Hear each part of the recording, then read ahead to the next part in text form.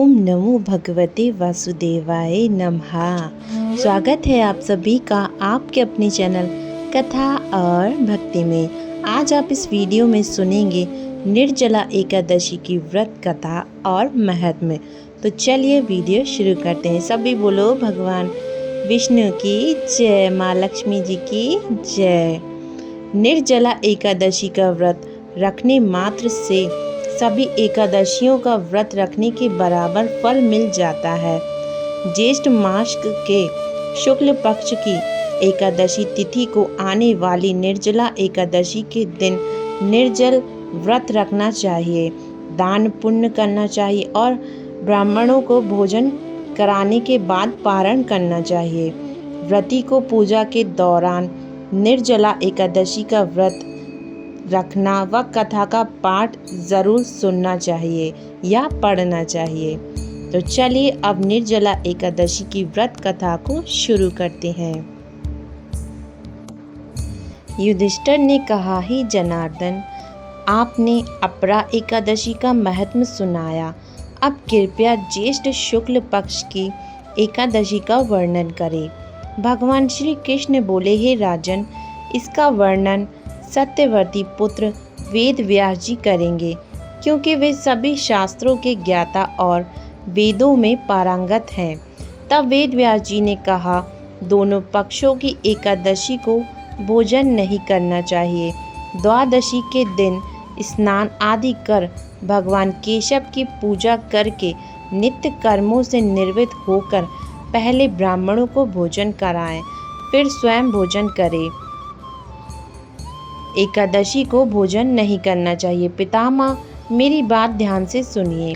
राजा युधिष्ठिर, माता कुंती, द्रौपदी, अर्जुन, नकुल और सहदेव ये सभी एकादशी को उपवास करते हैं और मुझसे भी कहते हैं, भीमसेन तुम भी व्रत करो।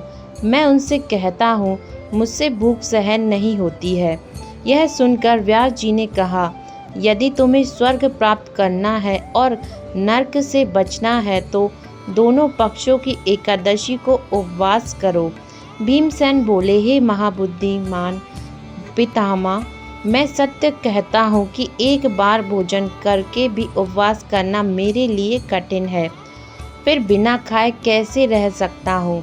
मेरे पेट में वृक नाम की अग्नि सदैव जलती रहती है, जो बहुत भोजन करने पर भी शांत नहीं होती। इसलिए हे महामुनि, वर्ष भर में केवल एक बार उपवास कर सकता हूँ। कृपया कोई ऐसा एक व्रत बतलाइए जिससे स्वर्ग प्राप्त हो और कल्याण हो सके, मैं उसका विधि पूर्वक पालन करूँगा।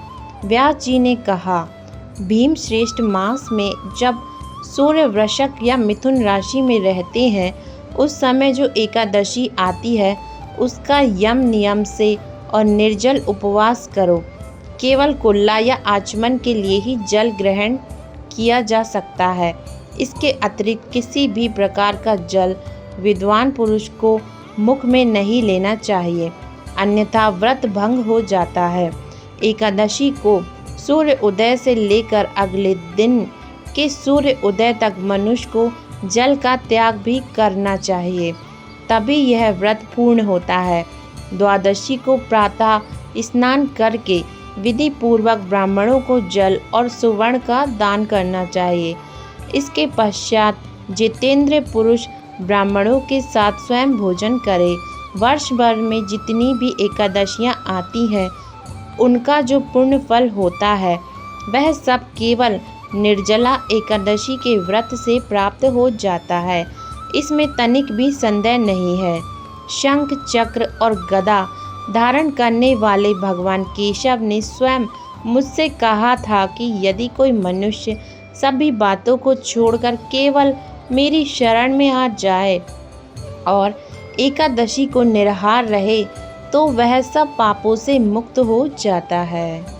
एकादशी व्रत करने वाले के पास कभी भी विशाल काय विकराल आकृति वाले काले रंग के दंड और पाश धारण करने वाले यमदूत नहीं आते हैं। जब उस मनुष्य का अंत समय आता है, तब पीताम्बरधारी स्वभाव वाले, हाथ में सुदर्शन चक्र धारण करने वाले और मन की गति के समान वेगशाली विष्णु दूत आकर उसे भगवान विष्णु के परम धाम ले जाते हैं।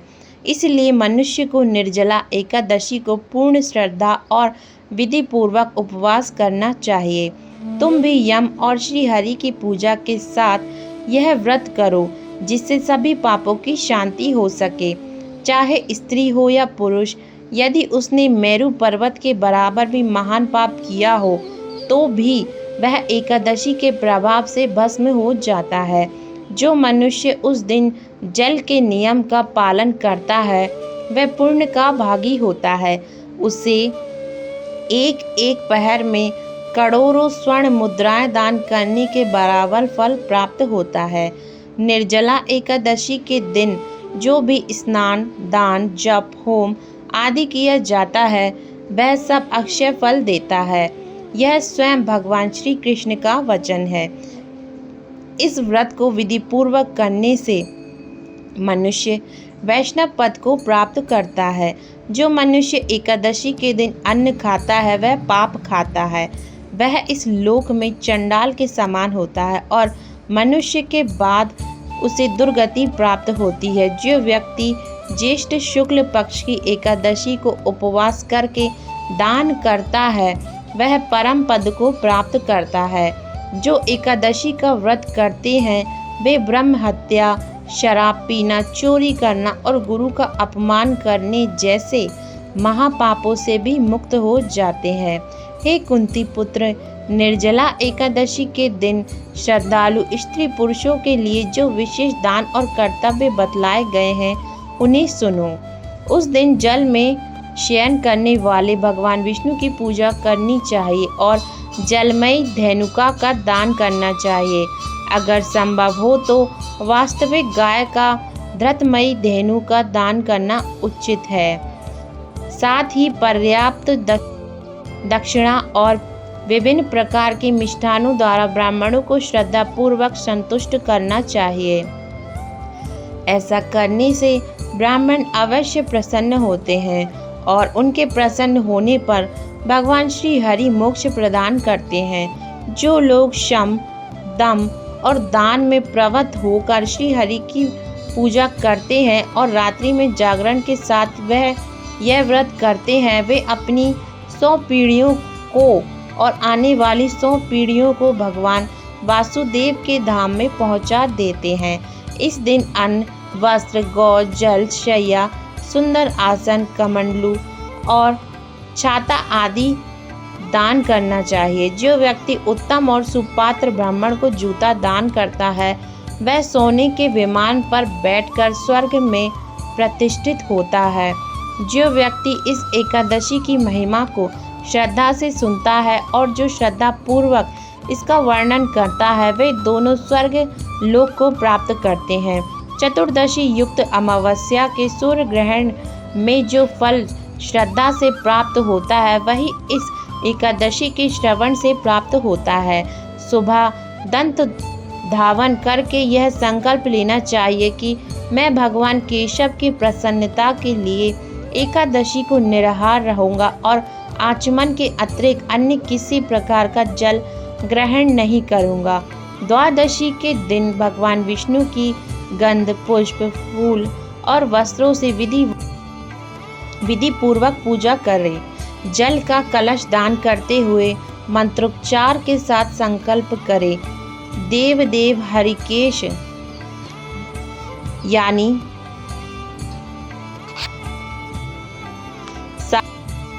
सागर से तारने वाले देव देव हरिकेश, इस जल के घड़े का दान करने से आप मुझे परम गति प्राप्त कराइए।